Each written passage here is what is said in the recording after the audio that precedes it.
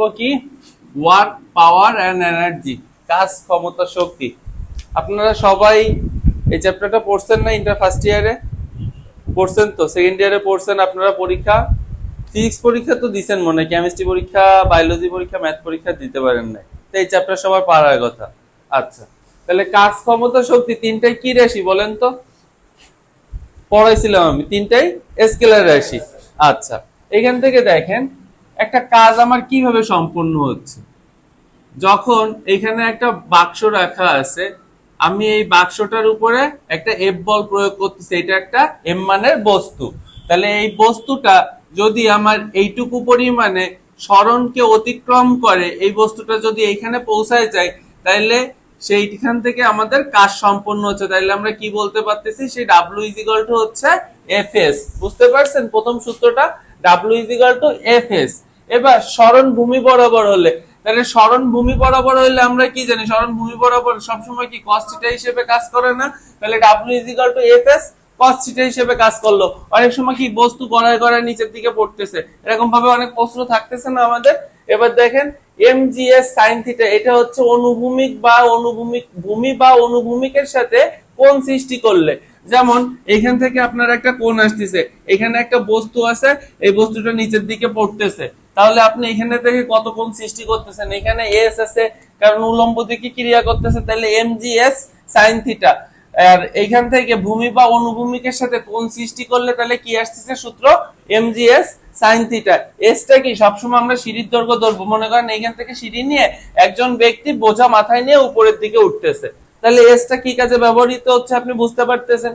এবার দেখেন আমাদের এখানে বলা হয়েছে যে দেয়ালের সাথে কোণ সৃষ্টি করলে, সেটা একই কথা ভাই, সিঁড়িও যা দেওয়ালও তাই। তাহলে অনুভূমিক যখন বলবে তখন আমরা কি বলবো, বা দেয়ালের সাথে কোণ সৃষ্টি করলে mgs cos থিটা, আর যখন অনুভূমিক বা ভূমির সাথে কোণ সৃষ্টি করবে তখন কি mgs sin থিটা। এসটা কি হবে আমাদের? সিঁড়ির দৈর্ঘ্য হবে।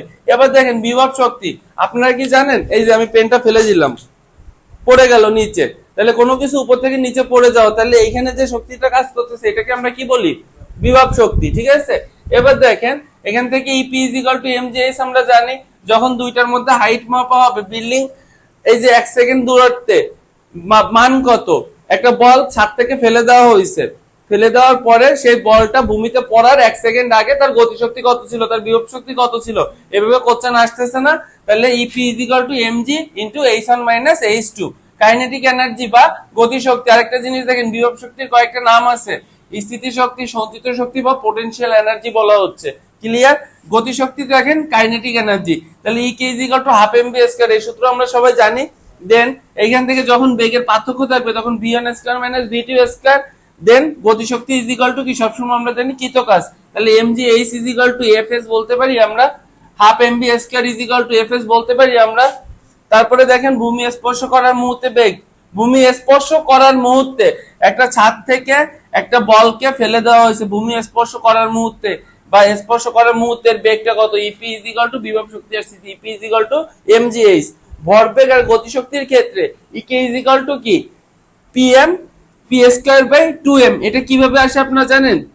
Half MV square EK is equal to, তাই না?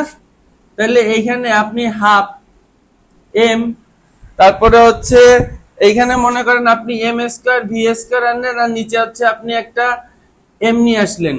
তাহলে নিচে যদি আপনি একটা এম নিয়ে আসেন, এবার আপনি চিন্তা করেন তো উপরে একটা এম বেশি লিখলে আমার কোনো সমস্যা ছিল?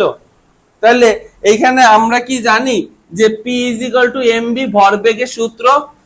তাহলে আমরা এই সূত্র থেকে দেখেন তো লিখতে পারি কিনা, এই ডাটাটাকে আমরা পি স্কয়ার বলতে পারি কিনা।